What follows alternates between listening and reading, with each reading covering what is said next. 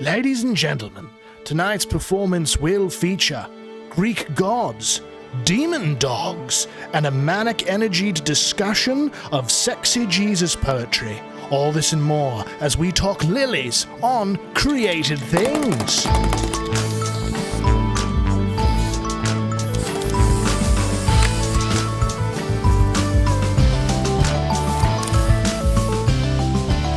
What is up, everybody? Welcome to Created Things, a podcast of Catholic creatives, the only podcast hosted by two men who not only can be described as lily-livered, but also who are putting the pow in flower power. I am Jacob Flores Popcheck, artist and psychotherapist. With me is my good and excellent friend, Catholic priest and medievalist, Father Gabriel Toretta. How are you doing today, Father? I'm doing good. I feel like I need an adjective on medievalist, like Catholic priest, burgeoning medievalist. Burgeoning? Can I burgeon? Is that okay? May I burgeon?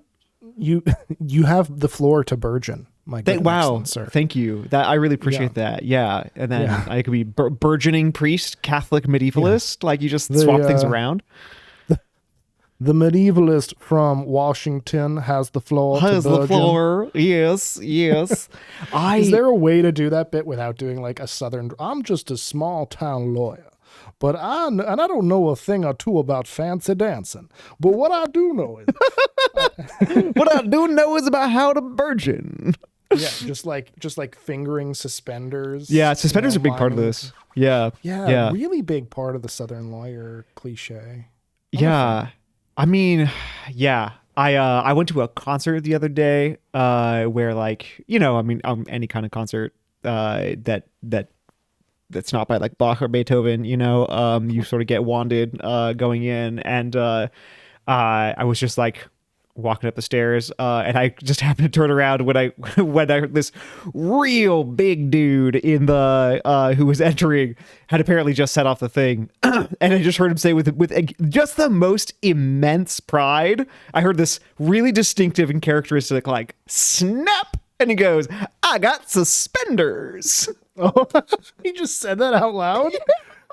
That's delightful. I thought, this is great. Like, of course you're wearing suspenders to a Godspeed You Black Emperor concert. And like, I love everything about this. And I love how happy you are about the fact that you set off this alarm because you're wearing suspenders, like this is just perfect. So I have two, 3-piece tweed suits because I'm obnoxious and I like to imagine that I'm an Irish socialist from the 1800s. And I only wear... Don't we all? When things were good and right. But I only wear suspenders with those because you don't want to be like adjusting your pants under your vest the whole time. But the unspoken like tweed kind of 3-piece suits are considered, especially like post Peaky Blinders, like very much thought of as this like masculine old world thing.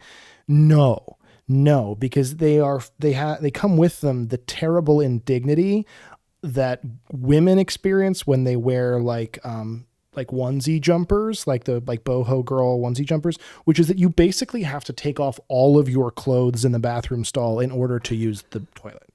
That is incredible. I've never what's the characters. I don't think I understand how the object works, like how the garment works. Well, because so you take off, you can't pull on your pants with your suspenders on. Oh, so with the suspenders. Yeah, right. Of course. Right? You take off your suit jacket. Then you take off your vest. Waistcoat. Then you pull off the suspenders. Then you drop your... And you are, by this point, nigh shivering and nude in the cold. And you just have to really hope that the bathroom that you're using has like nobody has broken off the coat hanger on the inside of the door, which P.S. they probably have. Right. Yeah. I've told the story in this podcast before about almost drowning when I was going to see some sea turtles.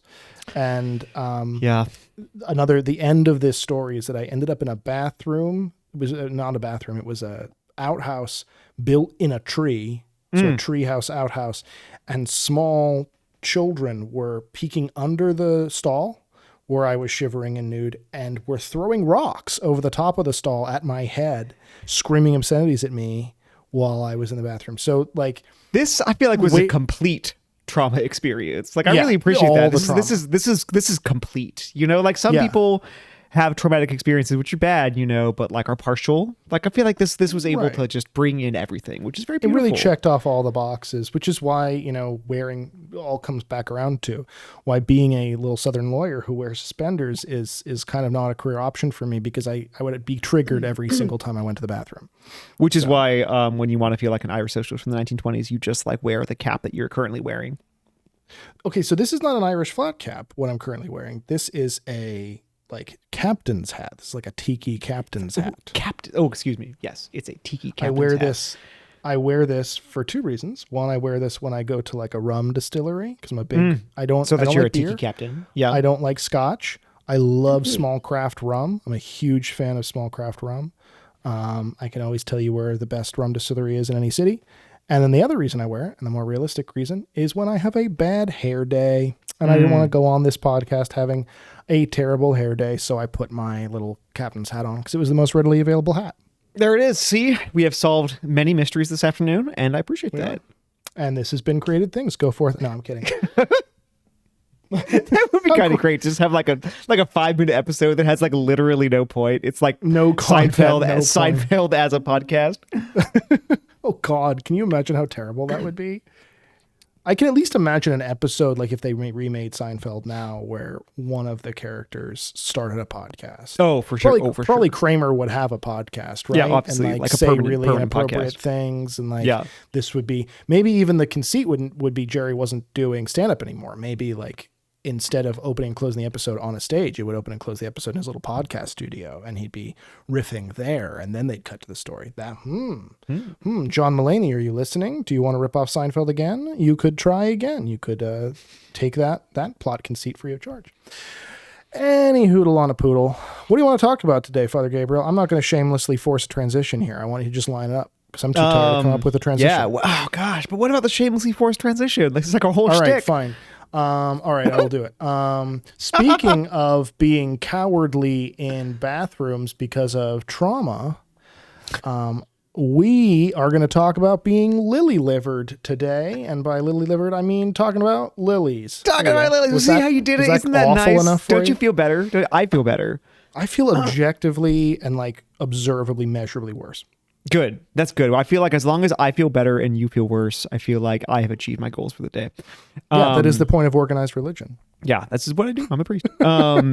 So we want to talk about lilies. I want to talk about lilies, I don't know, for a number of reasons. Well, I mean, the least of which, I mean, by the time of posting, we are in Holy Week. So a blessed Holy Week, a blessed Triduum to you all. That should have been my intro.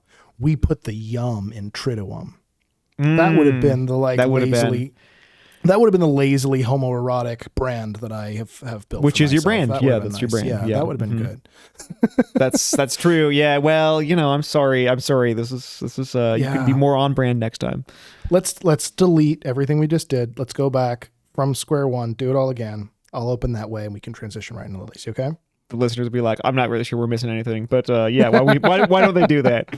Yeah, perfect. Happy and blessed Holy Week to you all. Perhaps you guys are listening to this on your way to Stations of the Cross. Perhaps you're listening to this while tying your bow tie, or who knows, putting on your suspenders, put your fancy suit on as you go to Easter Vigil. Make sure you use the bathroom first. Right, yeah. Otherwise trauma. Life hack, otherwise trauma. And chances are, right, when you go to church, especially around Easter time, you're going to see a whole bunch of lilies. And that's the main inspiration for us wanting to do this, right? Yeah, exactly. That's the main one. Also, the not unconnected fact that like if you ever walk through, especially a medieval art gallery, but even more modern stuff, all kinds of Christian art images are just absolutely like chock-a-block with lilies.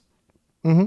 There's this thing about Christian art that I think is really cool in general, which is that like a lot of the things that at least in my experience I have felt like I just sort of trained my eye to kind of pass over and not really notice turn out to be like very significant, and like they're obviously like there for a reason, and have often some somewhat set meaning and sometimes like variable meaning or whatever. But like flowers are distinctly, really, really distinctly this way. Like flowers in Christian art is, you know, like actually too big of a topic for one thing. So we're just talking about lilies, you know. But I don't know, like just as you know, like I never did any gardening growing up. I was like always kind of bad at trying to raise anything, and I don't know. I just, from out of my own neglect, I never really learned all the names of like plants and flowers and these things. You know, there's like a whole book that somebody has collected of flora from the Lord of the Rings. Like, because Tolkien, well, they actually do a pretty good job of it. Like Tolkien, you can't tell me they did. There's no way that's not cringe as all hell. I'm sorry, that's cringe. It's actually really lovely because they like take, because, you know, Tolkien has this really expansive knowledge of just he just kind of knows all the flora of England basically, and is just happy to kind of name them whenever, and they're not just randomly named, like they're there. I mean, it's not symbolic or anything, but just there, but you know, they're in the right place where they should be, in the right time when they should be, and all that kind of stuff, seasonally and locationally and everything. But you know, just who knows, like I don't know what a cowslip looks like, but like we read cowslip appear in books all the time. It's the pink sort of negligee that certain breeds of oxen wear. Yeah. Oh, right. Of course. Yes. Yeah. You're right. Yeah. Right. Right. That makes sense. But they're having a romantic oxen evening in, you know? Yeah. Yeah. Exactly right. Title of our forthcoming children's book: A Romantic Oxen's Evening In. Evening in. Yeah. But in the end, like the guy who made this book actually made it a little bit like, well, so these actually really lovely, very well illuminated kind of like Audubon school style illustrations. Ooh, I do love those. I'm like beautiful hand done illuminations, and so they're, in the end, the book has a distinct feel of like allow me to explain the more familiar with the less familiar, which is what I like to do. It has a distinct feel of this 9th century book by Walafrid Strabo, the De Hortalice, on raising gardens. You absolute tosser. Yeah, I did it. You know, where he just like, I do the same thing, but I hate when other people do it because I see myself in the reflection of their bad behavior. It's important to flag it, you know, like I realize that you are basically already from, like, we have gotten to the point where you're almost familiar with what I've just said, and now we need like one last very familiar thing to clinch it, and I will remember what you just said. So I'm going to instead give you something that's incredibly obscure and is relevant, but will not help you at all. Like, these are the best kind of examples. I have one or two very like psych clients whose interests are totally divergent from mine. And I will often try to explain certain psychological problems with like a certain movie scene. And I remember I was like, well, it's like it's like, have you ever seen like Parks and Recreation? It's when this character, I've never seen Parks and Recreation. Okay. And then I had the balls to like, and then just the total idiocy to say like, okay, well, there's this like indie film with Nicolas Cage where they do the same thing. And why would you think that if I hadn't seen the first one, I saw the second one? And I'm like, you know what? That's totally fair. That's on me. I apologize. It's all fair. But you should watch Pig. Just drop everything you're doing and watch Pig. Have you freaking watched Pig yet? I haven't watched Pig yet. I confess. It's so... I know. Literally the very first episode, I talked about how great Pig is, and it's so like on the money for everything this podcast is about, that I truly want to do a whole episode just on Pig, because it literally is like the moral of the story is the moral of this podcast, and I just want so badly for you to watch it and to do a review. I want you to watch that. I want you to watch Green Knight, and these are the two movies I want to do in this podcast, and you have not watched them. Yeah, and that's right. It makes me so sad. I do it to maintain power. Because if I gave in to what you wanted, you know, that we would just be like friends, would have the upper hand. Yeah, and I need there to wouldn't be this really sick dichotomy that we have. Yeah, I just think that's important. Yeah. Speaking of totally sick things, you were mentioning like the Autobahn der Flaggen Schnagen of like botanical illustration. Yeah. So that's all that. That's all the big side note. So to say that like, basically, if you walk through like the medieval part of any local like whatever museum you have in town, and you just start paying attention to the flowers, like basically you're gonna see a ton of lilies, probably a bunch of roses, but roses, there's another topic. We're not talking about roses tonight. But you're just gonna see a ton of lilies everywhere. And it just seems like actually that's worth kind of thinking about. Like there are a great many flowers, and a great many flowers that are really striking and very beautiful, including ones that have, for instance, like stronger scent. Right, the lily has a scent that's quite beautiful, but it's relatively mild. The lily is a beautiful flower, but there are lots of beautiful flowers, and like it grows lots of places, but so do lots of flowers. So like just like where does this come from? Like why does this get latched onto so dramatically? Where does it come from? Where does it go? How does it get there? How does it get there? So one place it comes from. Before you start, can I throw in just a thought here? Because I don't know if we're gonna have time to get to this, but this is like lilies for me. I mean, I'm familiar with them in religious art. I'm familiar with them in some other religious contexts, but I think most people, when they hear lilies in art, are gonna maybe go to one of two places, which I would like to at least touch on here, which is Monet's water lilies. Oh, right. Where you think about those, right? And lilies are a big motif because they're a big motif in Christian art, then they become a motif in like lots of other art forms, including the series of 250 oil paintings that Monet does in the last 30 years of his life, where he has horrible cataracts and he's painting like these gorgeous, and because there are 250 of them, like a lot of different museums have an installation of them. So I had one in Pittsburgh growing up that I would just sit and stare at and like mimic and try to like hone my craft looking at. So that's one of the places, because a lot of people are keenly aware of water lilies if they're aware of art at all. And then the other one is lilies in Asian art, like specifically Chinese and I assume maybe Japanese art as well. And that I actually know a little bit more about.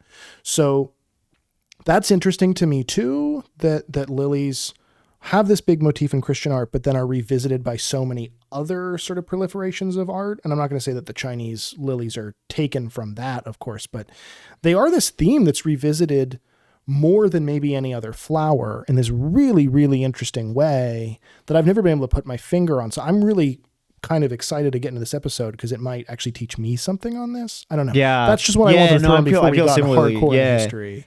Yeah, exactly. No, I feel really similarly. That's really great. And some of that stuff I don't know much about, so that'll be great to talk about. Well, like again, like ultimately, where is this coming from? Ultimately, it's coming from because they just grow lots of places and they're very beautiful. That's just human experience is the sort of major motive drama of this. But heading like really early in Christian artistic experience and like Christian meditation. So like a lot of the early Christian writers, bishops and theologians and thinkers are talking a lot about lilies from very early on. Again, partly because like you try to reason from your experience, you try to reason from things that you're more familiar with to give like analogies for understanding Christ and all that kind of stuff. But one big place that it comes from is my friend, the Bible. I don't know if you've ever heard of it. It's great. It's you mean book. the Bibli? The Bibli? El Bible? Yes, it is. So there's this passage in from the Song of Songs, chapter 2, verse 1 through 2, that says, I am a rose. So you're going in hot. If there are any non-Catholics reading, you're not going to like this part of the Bible. Is Song of Songs in the Protestant Bible? It is. Yeah. Yeah. Which is the one that they took out? Oh no, Tobit is the one they took out. Tobit, there's a bunch actually. Yeah. Well, yeah, but I mean, I always confuse the romantic ones because Tobit's romantic and Song of Songs romantic. So I always get confused. Never mind, Protestants. You can still listen. You can still listen. Yeah. In fact, Martin Luther gave it he invented a name for it. That's the name that they still use in German. Period. Like in any German, the Hohenlied, the high song, just very beautiful. Cool. The great song. All right, I apologize, Protestants, for triggering and blaspheming you. Please forgive me. We've forgiven. The Catholic priest speaks in persona Protestanti. That's how we do. So it goes like this. I'm a rose of Sharon, a lily of the valleys. As a lily among brambles, so is my love among maidens. So like the way that the Song of Songs works, the way it was, so I don't know Hebrew. I will never know Hebrew, but my friends who know Hebrew tell me that one thing that's really interesting about Hebrew is that pronouns themselves have gender that communicate like the second person singular you has a pronoun that has a gender to it that communicates the person, you know. Yes, so I like, do actually know this. I do actually know this part. Yeah, this is actually very, very cool. yeah, which is really neat. And study, like, I forget his name. I have it on my shelf, but I read this Jewish scholar who's one of the only guys to like translate the entire, like only one of the only single translations of the Old Testament. Oh yeah, Robert Alter, he's the best. Thank you. Yes, and like his I have his Psalms, and his Psalms like are very rich with this, where he's deducing a lot about what the poetry is referring to based on the inherent gender of the various verbiages. Yeah, exactly. So like, so this is really rich. So there's clearly some kind of conversation happening in the Song of Songs. But I guess if you're reading it in Hebrew, you can tell that there's a you speaking to a woman, and then there's a you speaking to a man. So in once it's translated into Latin, you lose all, or most languages that aren't Hebrew, you lose all that stuff. And so like a lot of medieval manuscripts of the Song of Songs will just have like maybe it'll be like C and E next to things like lines, like dialogue. So like right, Christ, they'll make it like a script. Yeah, like Christ and then the church, and they'll just mark it. So this is Christ and this is ecclesia. This is Christ and the church, or it'll be like Christ and the bride and bridegroom, these kinds of things. Anyway, but it's neat. So, but the point is, right, it's a conversation back and forth between like a bride and a bridegroom, and and it's a very intimate conversation about not only like their desire for one another, but also, you know, the sort of ways that desire leads them, and the sort of movements towards the divine that they experience as a result of that desire. It's a very like holy text. And then, you know, we of course interpret this not only as sort of a codex for what healthy and holy and fulfilled sexual love and sexual desire look like in an earthly way, but of course we also see it primarily and analogously as a story about Christ's longing for his people, the church, and us longing in return for him, and him as our bridegroom and us as his bride. So there's a lot of layers to this old poem. Yeah, which is just, I mean, it is my favorite book of the Bible, and we just have to be okay with that. It's just the best. But I mean, if it's not someone's favorite book of the Bible, I honestly question them. It's like, who are you? I met someone whose favorite book of the Bible was Revelation, and I was like, we can't be friends, probably. It's like, I'm going to call the police. Step 1, call the police. Step 2, what? Step 3, okay. Can you imagine Can you imagine like the civil engineer who's listening right now, and he's like, my favorite book of the Bible is Numbers. And I've got numbers. Everyone loves numbers. Yeah, that'd be great. So like, but that's what this thing. So right, I am a rose of Sharon, a lily of the valleys, and then as a lily among brambles, so is my love among maidens. Right. So you've got the I, and then you've got like the maiden. So is my love. So then you got the you. So you have both. It's one voice, but speaking about both like figures in the piece. And it's basically from this, if from nothing else. I mean, there's plenty of other places in the Bible that talk about lilies, because again, like the scriptures are using kind of things that are very familiar to reason about God. But above all, it's this, because like Christians are obsessed with the Song of Songs, like from the very beginning. Everyone's obsessed with the Song of Songs. So like Origen in the 2nd into the 3rd century has this really important commentary on the Song of Songs, and then like everyone does after him, and it's just everybody's obsessed with it because it's so good. It's such this perfect like 10-page encapsulation of the entire spiritual life and who Christ is, and like the human life of, you know, just everything, you know. So so basically like really rapidly gets read that, okay, like I am a lily of the valley. So like very right away you get this idea of Christ and the lily. They would say this is the voice of the bridegroom speaking. This is the voice of Christ speaking. So Christ identifies himself as the lily. Yeah. Yeah. And a lily, not just a lily, but because lilies, I mean, gardeners. So I did garden growing up, and like lilies always grow in a cluster. They do not really grow on their own. They tend to spread quite thickly. And so putting a lily as a solitary flower within a context of brambles, a very sort of diamond in the rough type of an imagery, I mean, is particularly provocative using that flower, right? So that says something too. Oh, that's cool. Yeah, because you're right. Like it always grows in with a bunch. Right. So I'm a lily among the brambles. Is there's a uniqueness being spoken to. There's a well, I mean, a story about Christ being told and how he stands apart, but among and these sorts of things. Yeah. And then also the lily among part is something that's really significantly tied to, because then that's a description of his love among maidens. And so then that eventually, actually much later, the thing with Christ as the identification between Christ and the voice that says I am a lily of the valley, that's like right away in the Christian experience. It's just like, yep, that's Christ done.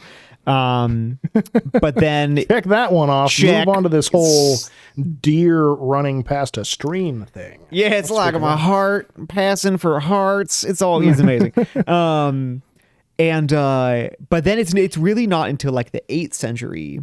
This guy named Paul the Deacon. Guess what? His name's Paul. He's a deacon. They couldn't really. I'm Paul. I'm Paul the Deacon. You might know me as the Deacon. He sounds like a wrestler name.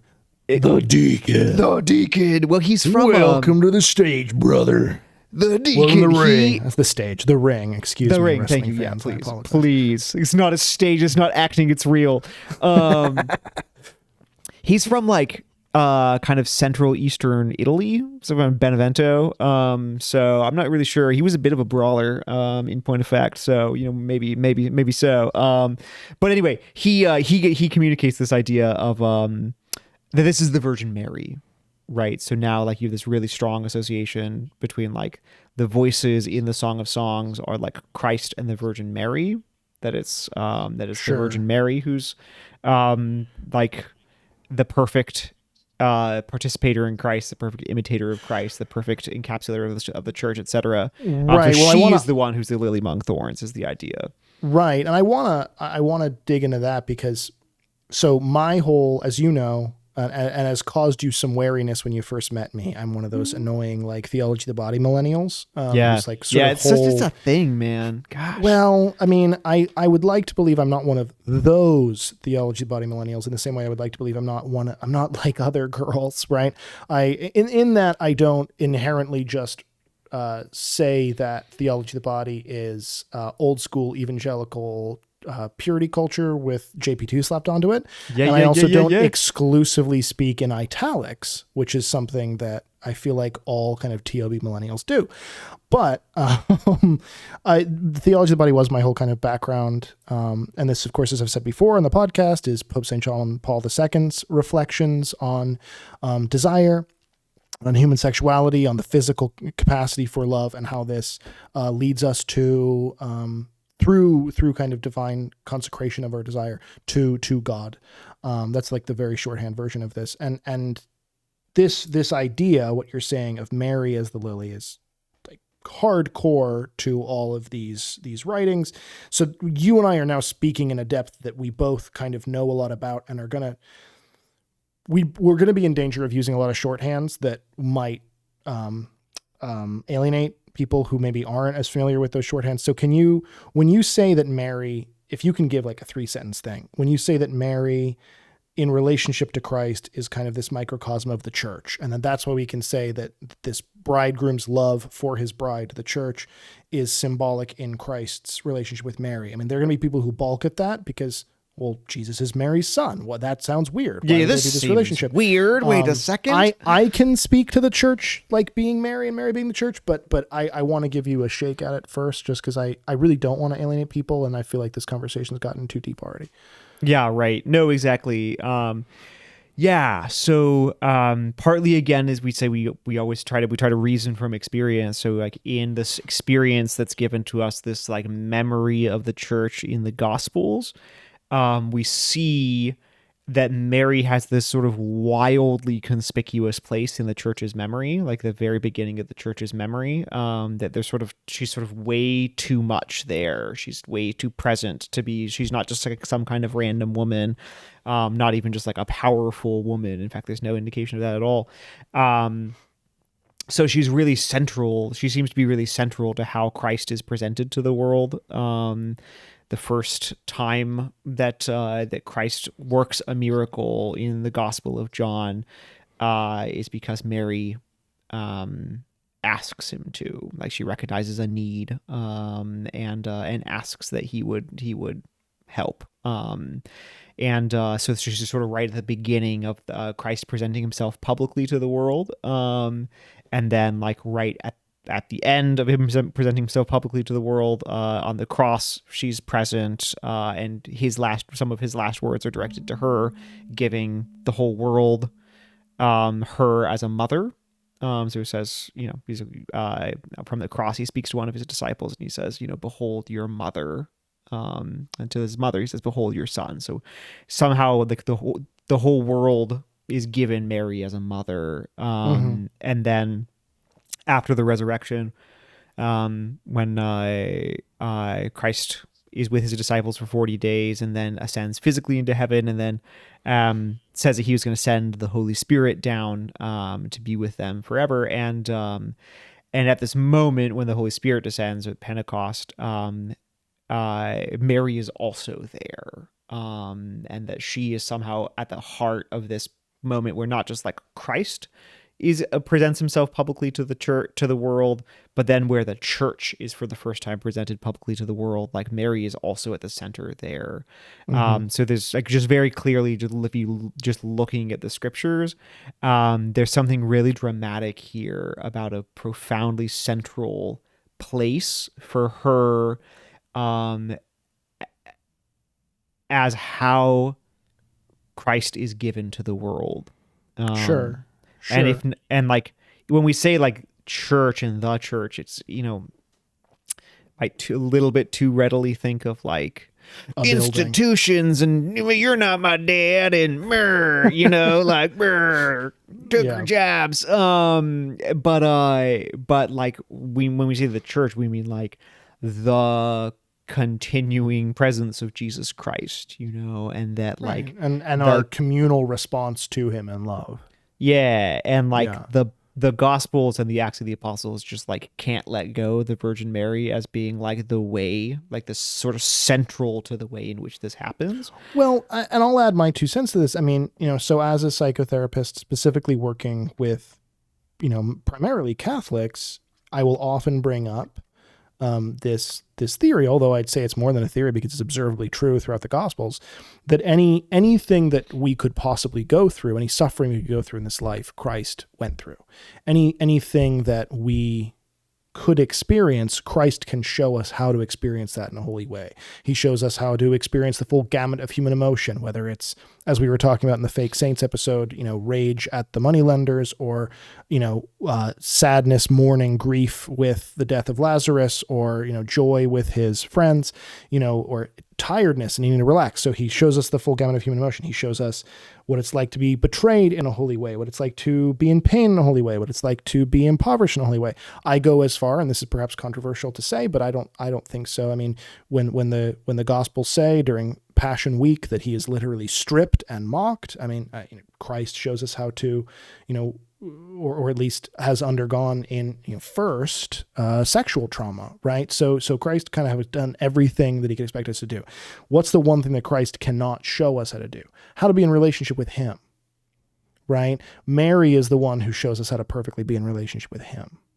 And so the one thing that we can't look to Christ for, just by nature of the fact that he cannot be in relationship with himself in an incarnate, like as a human, like Mary steps in and shows us how to do that. And how does she do that, right? She literally carries him within her. And first Joseph, her husband, who we believe, was celibate with her, and then John, operate as these first priests guarding the tabernacle, as it were. Tabernacle is the thing we keep the Eucharist in. We believe the Eucharist is the body, blood, soul, and divinity of Jesus Christ, fully, there and present. So we keep it in this box, and Mary is this box, right? She is the Ark of the Covenant. She is the tabernacle. And these priests of first, her husband Joseph and then John at the cross when he is promised to her, become the guardians of this tabernacle, right? And so both in terms of the fact that she is the perfect tabernacle who carries Christ in her the way we would all ideally hope to carry Christ within ourselves. And also insofar as Jesus can't show us how to be in relationship with him through his own actions, only she can. I think that's maybe a more sort of like behavioral or experiential explanation for why we consider her sort of the microcosmic prototype of what it is to say the church. I don't know. Would you call into question anything I just said there? Or No. I think that's a really helpful point. That's a really helpful point. And then so Christians are so into this, that like, I love the way in which you also see it in this artistic thing about just like with these lilies, right? You just think like, sure, it's just flowers, like who cares? But they are literally their first Christs. And then he gives them to Mary. Like, this is how it works in art history. And like theologically speaking, of course, like this is what we believe about Mary, that like everything is Christ's first and he gives it to Mary. Right. Yeah. So anything that's said about Mary is said about Christ, because everything good that she has is Christ's. And because of Christ. And like, and that's really wild that like, so lilies, like they start out with this idea, I actually don't. I'd be curious if you know anything about this. I don't know. I mean, how symbols get associated is very murky waters. But very early on, they get associated with like holiness, of course, and then purity, and then like chastity and sexual chastity and these kinds of things. Well, yeah. So I mean, the little I know on that. So I want to be careful because the series I'm sort of most excited, and it won't be a direct series. We're going to sort of like dip into it and dip out of it. But the series I'm most excited for, off-air spoiler here, is that Father Gabriel and I are going to do like a little series on this podcast about just colors. Like we're going to do a whole episode on like the color white, for instance. And a lot of what we'll say about the color white in art history, both in and outside of the church, can be said about lilies too, right? So because insofar as, they are mostly and most commonly white. So within, Chinese tradition, white is the color of death. And then in kind of Western tradition, white is the color of purity because it's clean, for obvious reasons, right? But then lilies, if you look at them, and they'll be different colors. I mean, obviously there are water lilies and tiger lilies and things like this with flashes of orange, but the most common lilies that people at this time would have been accustomed to, and then certainly like the Easter lily that you're going to see on your altar this week, are white with sort of these speckles of red and pink along them, right? So there's, in the medieval conception, and I would argue in the Catholic conception period, the incarnation, that is God becoming man in Christ, is like a little rock that you drop into a pond. Right. And there's this immediate splash that's the things closest to him as he sort of, to use annoying, overused, like graphic design buzzwords, he disrupts creation. Right. Ooh, so the initial splash. Yeah. The initial splash is the resurrection. Right. This is the ultimate disruption of nature. But then, there are rings extending out from that splash, reverberations of the incarnation throughout all of creation, and all of nature forever. And the medieval conception was to basically take this idea and apply it to literally everything, so that we have bestiaries, we have botanical encyclopedias where, some monk or nun is going out with their watercolors and they are literally painting every animal that they have ever heard of, some that they've never seen, right? Whether that's because it's in Africa and you should look, if you want to kick, look up, medieval depictions of elephants because they're freaking hilarious. They're the best. Or whether it's because that animal turns out to be fictional, like a griffin, right? And they will just record every single animal. Don't you dare. Some of my best friends are griffins. That makes me so happy to hear you say. That's the kind of shit I would say.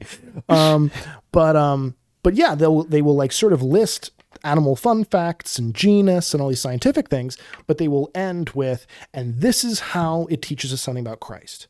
So we get this with like pelicans, where they're like, oh, pelicans teach us something about the Eucharist, or and this happens with flowers. We've talked in this podcast before about how like passion fruit literally have sort of the cross on them, and they're sweet and they drip, these rich juices, and so they become associated with the actual crucifixion, the bleeding of Christ, and the stigmata and things of this sort. And then lilies are very much the same way, right? If you view everything in the world as intentionally symbolic, as intentionally representative of the artist, God, who made it, then you're going to see a white purity flower with red speckles on it, and you're going to say, "Holy shit, that's the crucifixion." Like that's right. And then like you have this passage in the Bible where like Christ says, "I am the lily of the valley."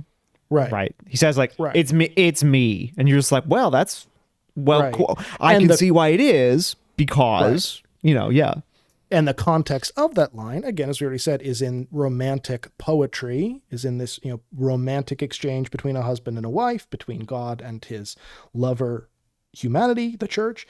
And so we're seeing that, okay, Christ is the lily. There's an inherently romantic context to the lily. There's an inherently sort of desirous, amorous context to the lily.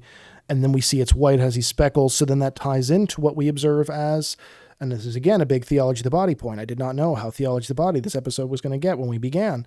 But this is a big point about theology of the body, right? That or in theology of the body, that Christ on the cross, this is the marriage bed of the church, right? Where he's giving his body fully over to his bride, the church. And so there's this romantic, amorous subtext to that in a beautiful, pure way that, gets connected in this nice little triad with the lily too, where it's like, oh, romantic flower, passion and death, speckling the white with red. It's all very wibbly wobbly, timey wimey, to use the Doctor Who terminology, but it all comes back to this idea of total, I say romantic, but really in church language, eros, right? Erotic, capital E, theming and symbolism with the lily and these kinds of ideas.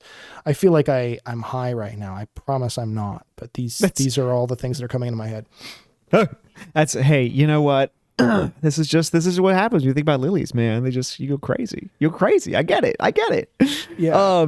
In point of fact, like you do actually see that with yeah, and the thing is, like, you're not going crazy, although you are not going crazy because you do actually see all of this specifically like playing out, not just in Christian thought, but in Christian thought, like that's visually depicted, so like in art, so like so just like the circle gets totally looped basically when in like the 8th century this really boss dude in England, Venerable Bede, he starts writing about the lily as associated with the resurrection. Like, so for him, this is this profound like symbol. And it's got everything you just said, right? I mean, so it's got blood and it has wounds and it has like it has with the pistols and stuff, like it sort of has like nails, and it's lily white and it's pure, Right, yeah. Which is interesting because like I want to cut back because I said in Chinese thought, and I think I probably know a lot more about, I know a lot about theology of the body, right? So I'm using theology of the body as conjecture to basically make statements about lilies. I don't know jack shit about lilies in art history. I'm picking up the baton where you're leaving it off. I do know a decent amount about lilies in like Chinese art, right? And I think that that's really interesting because you don't, unfortunately, just because of the divides between the East and the West, you don't often see a lot of complementarity between what a thing symbolizes in the West versus what a thing symbolizes in the East. Like for another color example, red means luck in China, red means blood here, right? There's not a lot of intersection there. But within Christianity, lucky blood though. Right. Well, lucky blood. Ooh, I like that. That's another good punk band name. Can we do that? Yeah. This is very on brand for you too. Yeah. Yeah. But in Christianity anyway, there's a ton of shared space in the Venn diagram with what white represents in the East versus the West, right? Because in the West, it's purity. In the East, it's death. And Christ comes to make us pure through death. And so there is this beautiful, the lily can mean Christ in both cultures because of the richness that's there. And I would argue that's part of why it's so popular as a symbol, because you will see, I have some, my sister is Chinese. She's from Chongqing, and she her name is dedicated to Anna Wang, who is one of the martyrs from the Boxer Rebellion, which is like pre-communist when like the Chinese were basically being butchered by Chiang Kai-shek and the fascists that were defeated when the communists came in. So China's got a long history. But there was, this beautiful apparition of Our Lady in China, and always depicted with lilies there. So there's in Christian art across the globe, even in not like imagery that starts with like sort of Caucasian colonizing missionaries or whatever, but in like original Chinese religious Christian art, OG shit.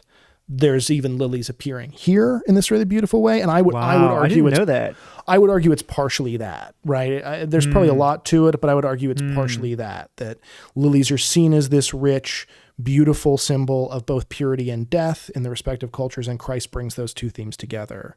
And then you add the Song of Songs stuff, then you add the passion imagery, both romantic and like crucifixion, and you add all the other stuff, and it just becomes like toppings on an already pretty well established artistic sundae, if you will. That makes a lot of sense. And again, like in as it's developed in Christian art, like you get this very, I mean, it's even chronological actually, that like Christ hands the lily to the Virgin Mary, and this is actually like very theologically rich because he hands it to her without ever losing it himself, like it expands without reduction. And that's it. There's a baton handing off just the same way that I'm picking up the baton you're handing me.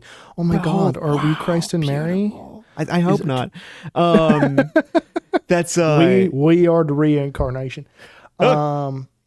Actually, so I want to get into something with the Renaissance really quickly about lilies. But before we do that, that actually reminds me, we should give a shout out, speaking of Renaissance, to our sponsor, Catholic Creatives and Catholic.store. We are brought to you by Catholic Creatives and Catholic.store. Let me tell you a little bit about them. Catholic Creatives, for its part, is an organization dedicated to igniting a new renaissance, there's that buzzword for you, of faith through prayer, beauty, and the creative spirit.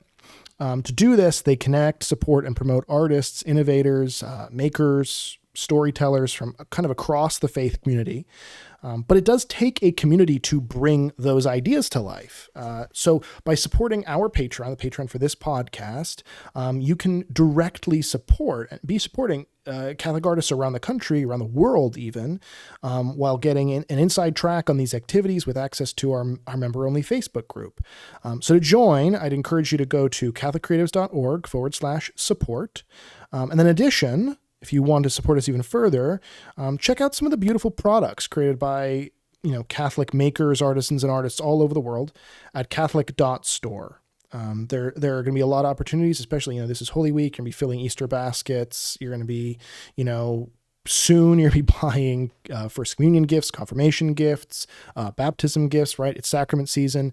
Don't go to like the Christian bookstore in your town if it's still open. Don't do it. Like, go to independent. Put them out of business. Seriously, we don't need them. We what we need is for you to support local Catholic artists who are painting, sculpting, writing in their own houses, in their own kitchens with their own families. And you can do that again by going to Catholic.store and supporting us that way. So do visit Catholic.store and CatholicCreatives.org/support today. Back to the Renaissance thing that I want to throw out. Old Renaissance, not new Renaissance. Not new Renaissance. Yeah, the first one. So I have a theory here. It could hold zero water. Do it. I want to preface, because this is purely conjecture on my part.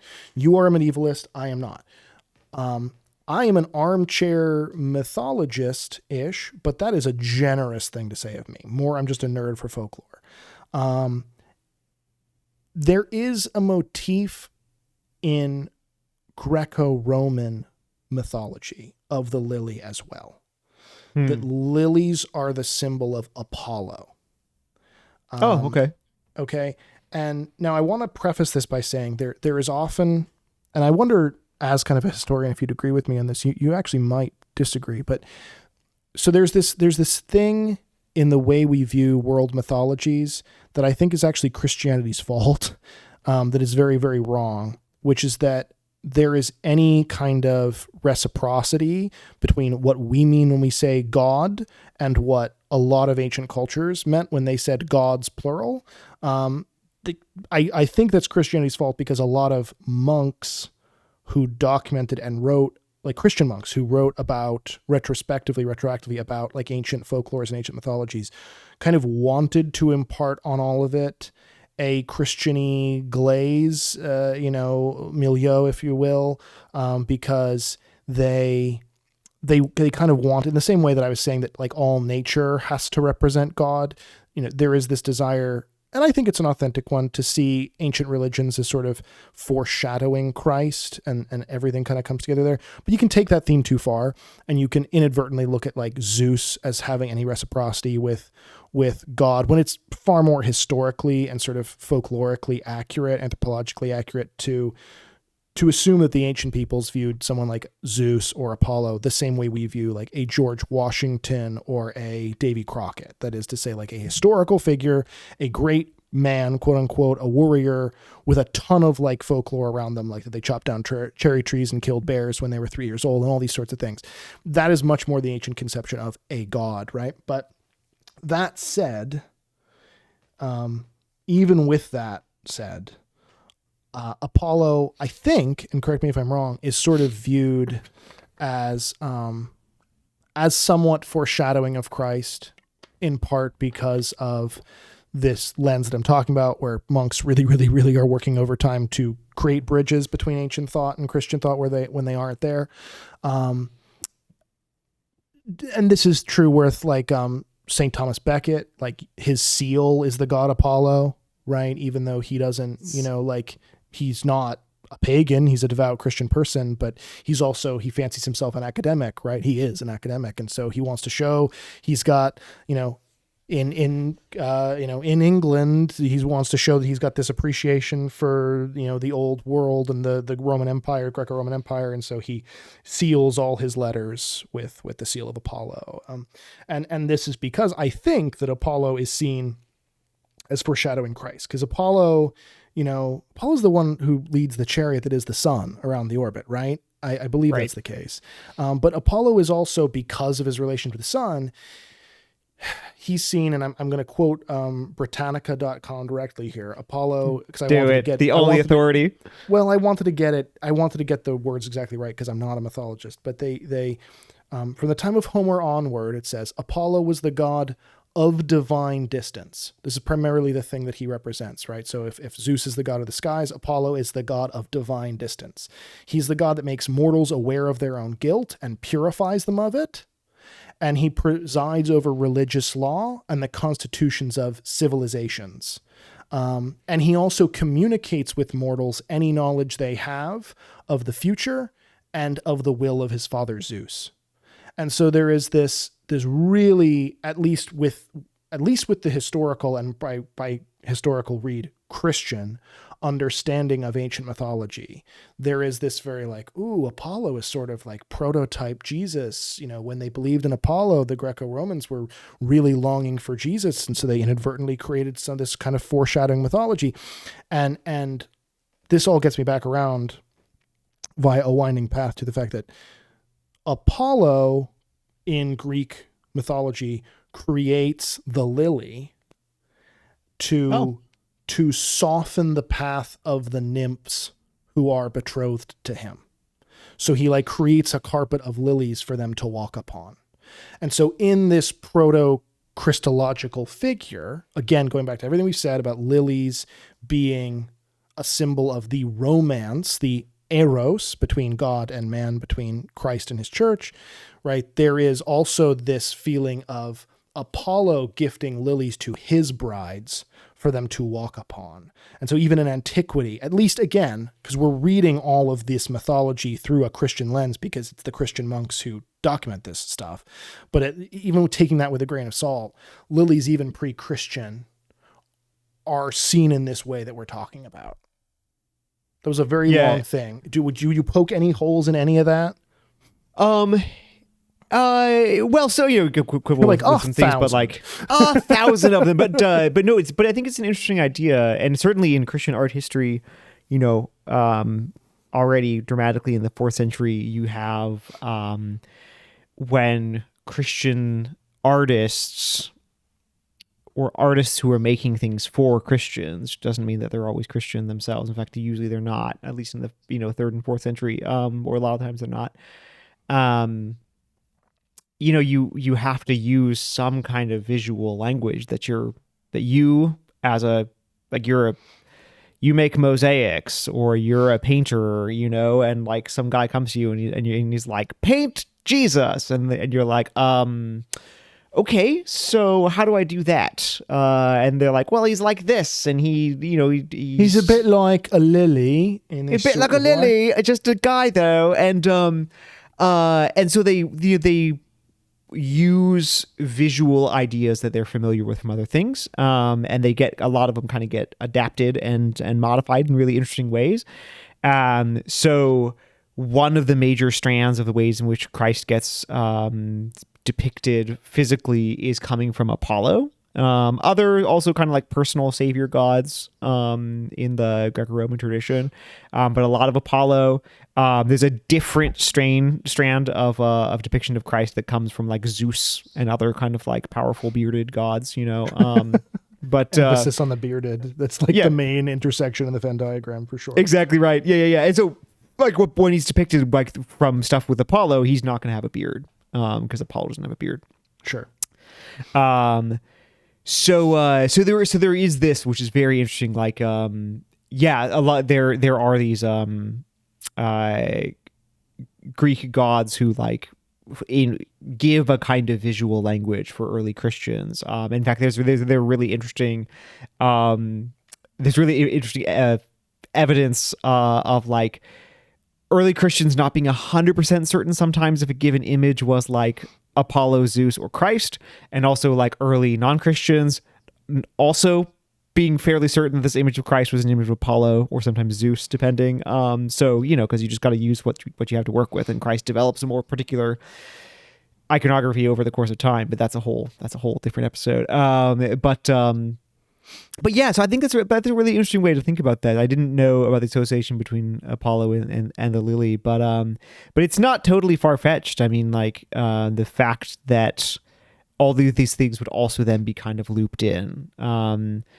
Chesterton has this really beautiful book. G.K. Chesterton has a really beautiful book called The Everlasting Man, in which he sort of makes this really grand kind of argument that only Chesterton can make about the way in which like kind of all mythology is this like a longing for Christ. It's like the human like a child telling stories about something that the thing that he most desires in the world, and like kids telling stories, like sometimes that's really great with just some weird things off, and other times it's like really psycho scary, and like other times it's really fantastic, and he says like, but the true story is Christianity, which is really great. All these other stories, all these other folklores and mythologies are only true insofar as they mirror some detail about the Christian story. It's like the heart trying to tell the story of Christ, but because we can't invent Christ on our own, it fails in various ways, even if it has beauty to it.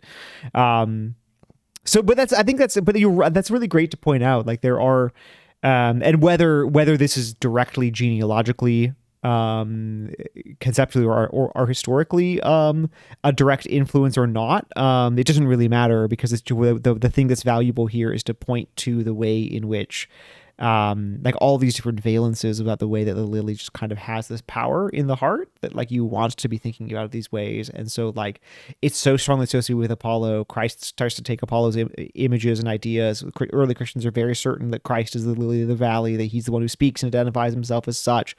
All of these associations with grace and gift and the gift to humanity and all these things. I don't see that there's any reason to think that there's certainly there. Why wouldn't it? Why wouldn't it? Let me just put it that way. You know what? I forgot, actually. I forgot something really cool here when I was talking about white as a symbol of death in Chinese thought or in Chinese symbolism. I forgot to mention that lilies are, I'm going to mess this up because I used to speak a little bit of Mandarin. This was my like one other language, and I don't at all anymore. I remember no thank you, and that's all I remember. But, 不要谢谢. But, so lilies are the traditional flower given at a wedding in China. Oh, okay. And the reason this is basically a pun, that the term for lily in, I believe, Cantonese is, which is sort of like the common tongue in China, is the word for lily sounds a lot like the old proverb, you will have happiness for 100 years. Oh, sure. Like yeah, there's sort of like a sound alike, of a phoneme sound alike thing happening. And so lilies again have this romantic sense behind them, that you're being given to the bridegroom, and you're going to experience happiness for 100 years, that is to say, for a very long time, for eternity, right? And so even here in Chinese symbolism, I'm so mad at myself that I forgot to bring this up when I was first talking about it. There is this white of death, but the flower of love and romance and being given over as the bride to the bridegroom.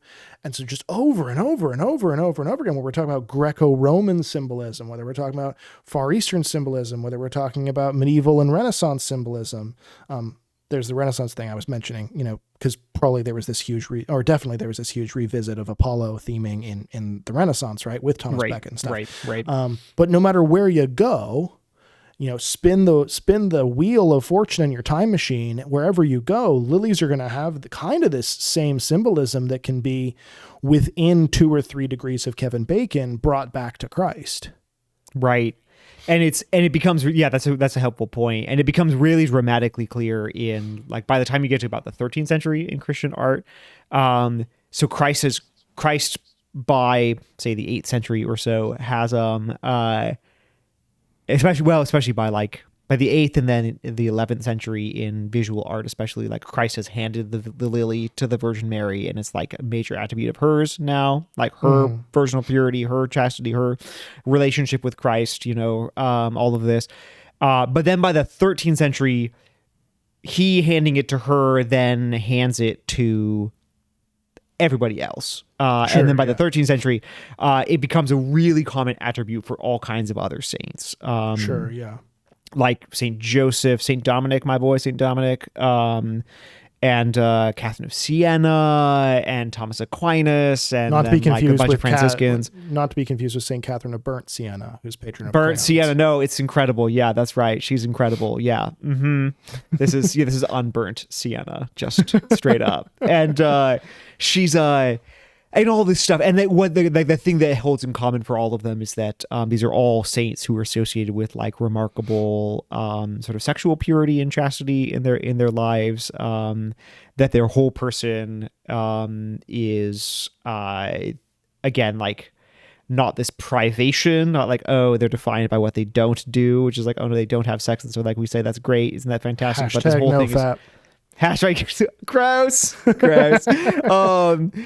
That everything about their lives is, like, suffused with this presence, whom, like, the Virgin Mary has handed to them, which they have received from Christ, which she has received from Christ. This, like, life-giving, this, like, life of that's his, because he's the one who's the lily of the valley, but then it's also, like, his beloved who's the lily among thorns. Well, and I want to dig in. I mean, it's hopefully explicit already from everything we've been talking about, but I even want to dig in when you say, like, it becomes associated with these saints, so this radical purity. Like, it's very easy from a non-educated perspective to assume, okay, they're white, purity, this saint is pure, so it stops there. But no, because again, the Catholic conception of this radical chastity these people are living is that it's bringing them in greater eros, that romantic desire, to God. And so, like, it's not, Lilies, they have white, no pure, feelings. they have no feelings. They're static. They're like, I know a lot of Catholics who think that, and it's really, really sad because they're buying into heresies, right? They're buying into not good. inadvertently, they're buying into heresies that deny the body, that deny the good inherent goodness of desire, that deny Christ's love for our physicality and our bodies. And whether you want to call that Jansenism or Pelagianism or Manichaeism, honestly, freaking take your pick. They're all basically versions of the same Hydra. But, there is no actually the richness of the eros, the erotic love that these saints have for Christ that compels them to be chaste in this life and therefore associates them so perfectly with the lily literally from the Song of Songs. Right, exactly. Like this is what makes them the lily among thorns, that like so rad. Yeah, that's right. Exactly. This is strictly speaking life and life more abundant, Before we wrap up, because this has been kind of a whirlwind conversation and I can't believe we're already past an hour in. But before we wrap up, I would love to get a second to touch on the very little bit that I know about Monet and sort of ham-fistedly connect it to what we're talking about here, since I did preview Water Lilies and I'd be remiss if I didn't bring it up. And not having too many references outside of Monet of specific artistic depictions of lilies of my own, I would love to hear if you can recall any of your particular favorite artistic depictions of lilies that you'd like to share, just for people to like go and check out and maybe meditate on. While you think about that, or rapidly Google search off camera, I will say so. I don't know anything really about Claude Monet's spirituality. It was honestly a shock to me when we did the episode with the folks from Salt Project about Van Gogh's spirituality. That was really revelatory to me. So who knows, Monet could have a similar experience of faith. But I will say, so again, most people think of Water Lilies as one painting. It's not. It's a series of 250 paintings, most of them on like these ungodly large canvases, just truly huge. Just oh my gosh, huge canvases. And every single one is like this. What people don't know about Monet, or many people don't know about Monet and why and when he painted these, was that his wife had died. So he was personally struggling with these ideas of love and death. Oh, I didn't know that. And he had been gifted this parcel of land. I don't know how to pronounce French. I think it's Giverny. Is it Giverny that he did this at? Giverny. I don't know. Could you say it again, but this time snap your suspenders while you're doing it? Yeah, Giverny. Thank I'm just you. a small Yes. town lawyer who That's never how you pronounce been it. to no Parisian places, but I can say that Giverny is where Claude Monet done painted his best work, and he planted each of those lilies. Those were not. Oh, no way. Those weren't a thing that he like stumbled upon. He diverted a river personally to build a little pond, and he planted those lilies. And maybe this is me doing the very thing that I'm sort of tongue-in-cheekedly criticizing medieval monks for, when they like sort of ham-fistedly try to connect almost too much, almost at the expense of Christianity, to pre-Christian pagan thought. But there seems to me to be so many of those same themes that we're talking about with lilies, and beyond that, the themes that we talk about with God as artist in Monet's experience. I mean, he has these horrible cataracts. He's been famous for so long that most people actually believe he's dead by the point he's painting Water Lilies. Seriously. The public perception is that Monet has been dead for a while. Really? And he, and yet he is in grieving his wife, in experiencing again, the romance and death that every culture has apparently found so central to the theme of lilies as a symbol. He is planting every one of these lilies with intentionality and love, the way God the Father creates creation, the way God the Father creates us. I know every hair on your head, right? Before I formed you in the womb, I knew you. And then he is, through his own blurry vision, again, maybe I'm going too far, maybe I'm stretching too far, but through the blurry vision that spiritually we all have, he is stretching to understand the juxtaposition of love and death, of Eros and Thanatos. And in his struggle to do that is painting 250 gigantic, freaking huge, oil paintings of lilies divorced from the context of sky or landscape. Right. And just studying this as a symbol through his fractured gaze. And whether he meant it as a spiritual analogy or not, I do think, as I'm saying here, it sums up our own spiritual experience. Like lilies sure are given to Mary, then given unto us, like in the sense that like those graces that lilies represent are given to lilies and then to us.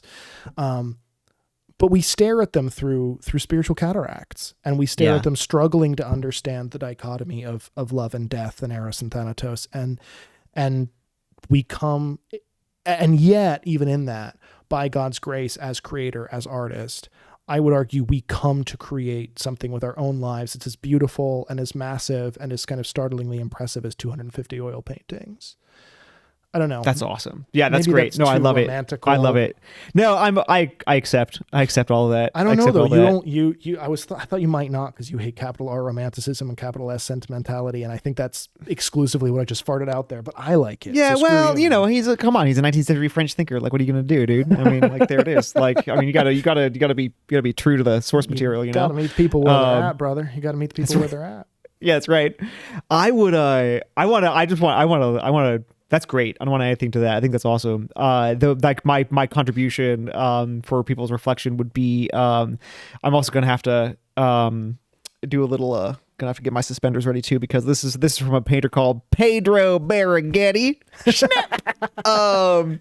So he's Spanish. If longtime listeners, CF the trip to Spain episode, when I went to Spain, the Prado, the museum in Madrid, has like just all of these paintings by like Dominicans. We have like a lot of painters and stuff who painted like really beautiful stuff, but like there's a handful of things that you just kind of become very familiar with that like terrible reproductions everywhere, and like I walked into this room and like all of them were there, only like not cheap reproductions, but the real thing, of these like really standard, like lovely images about Dominicans. Oh, cool. And this guy, Pedro Barraguete, it's Berruguete. Boy, I don't understand your booga language. Talk the most spelling stuff. What is this school? Anyway, it's so cool because he has images so of Saint offensive Dominic. to anyone, even vaguely. So, so much of our listenership is in Texas, and we're just flipping them off vocally right now. No, Texas is its own thing, and they have a glorious pride, and they don't need me to defend them because Texas defends itself. They will shoot you in the head. There you go. Upcycling. Yeah, Texas doesn't need something. Compliment. Good for you. Yeah. They don't need me to defend them. Anyway, so they got these Dominican paintings in the Prado. So there's this incredible image of Saint Dominic. So there's an incredible image of Saint Dominic where he's just standing, and he's just kind of standing like a bro. It's just a whole body length image, and in one hand he has a Bible that is open, and out of it is growing 3 lilies. Ooh.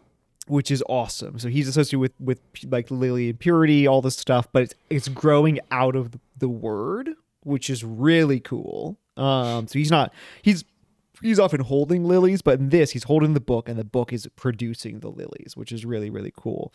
And then, but he's got 2 hands, right? So what's he doing with the other hand? Well, the other hand, he's holding this staff that has a cross on it. On the top is a very beautifully ornately done cross. That he's just kind of, it looks like he's just sort of like gently resting. He's at a diagonal. But if you look down to his feet, he is stabbing a demon dog who is on fire. While calmly holding his book with his lilies. Oh God. This is the thing about Christian art, is like, it's only subtle because in modernity we're too obtuse to know the very obvious imagery it's referencing. Like, only if you don't know everything we've said about lilies do you look at that painting and go, that's subtle at all. If you know anything about symbolism, though, you look at that painting and go, a 14-year-old drew this, because this has zero nuance. I love everything about it. It's just like, I mean, this is why I love medieval art, of course, is because, like, as you know, I mean, like my Episcopal motto would be like, too much is never enough, Oh, I love it. I love it. Exactly. And this is just like medieval art is like this. Like too much is never enough, you know.